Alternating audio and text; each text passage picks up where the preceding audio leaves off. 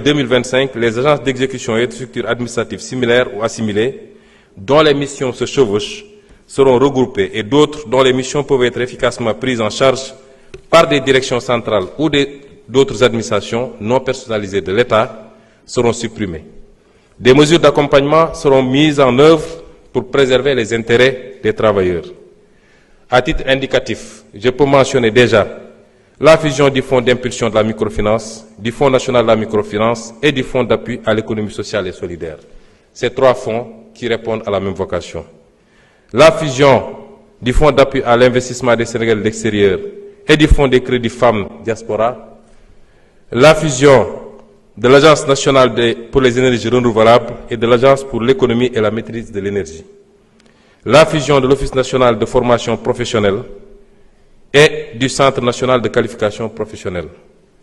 La fusion du Fonds d'appui à la promotion de la petite et moyenne industrie, du Fonds des petites et moyennes entreprises et de l'Agence de développement et d'encadrement des PME à des PME. La fusion de l'Agence sénégalaise de promotion touristique et de la Société d'aménagement et de promotion des côtes et zones côtières, SAPCO. Le regroupement du Fonds de crédit pour les femmes et du Fonds national de l'entrepreneuriat féminin. La suppression de l'Agence nationale de la maison d'outils, la rationalisation des structures dans les secteurs de l'emploi, de la construction, des mines, entre autres. Le même exercice de rationalisation, ce n'est pas une liste exhaustive, l'Uni Liguel. Et le même exercice de rationalisation sera opéré au niveau des services centraux de l'État pour mieux optimiser l'organisation de l'administration. Les modalités d'intervention dans les collectivités territoriales par le PUMA, le PUDC et le Promoville seront harmonisés pour mieux rationaliser les crédits qui leur sont alloués.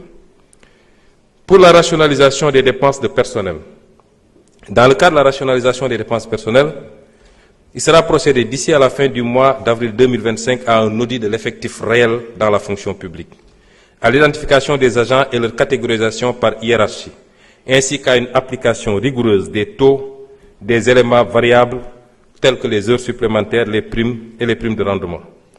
Il sera mis en place, avant la fin du mois de juin 2025, une interface entre les applications de la solde et des 6 budgets afin d'avoir une situation exhaustive des dépenses de personnel et des états d'exécution à temps réel pour faciliter la reddition des comptes.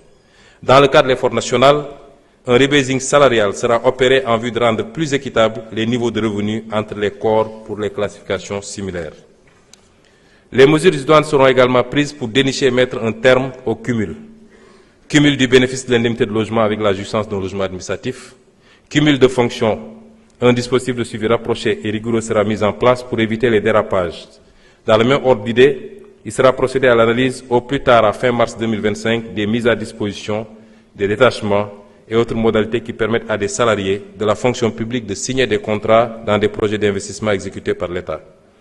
En dehors des secteurs de la santé, de l'éducation, de la défense, de la sécurité et des quotas entérinés dans les écoles de formation, tout autre recrutement devra procéder d'un ajustement interne qui n'affecte pas la masse salariale. Les mêmes mesures sont applicables au secteur parapublic. Les dispositions réglementaires seront prises afin que le secteur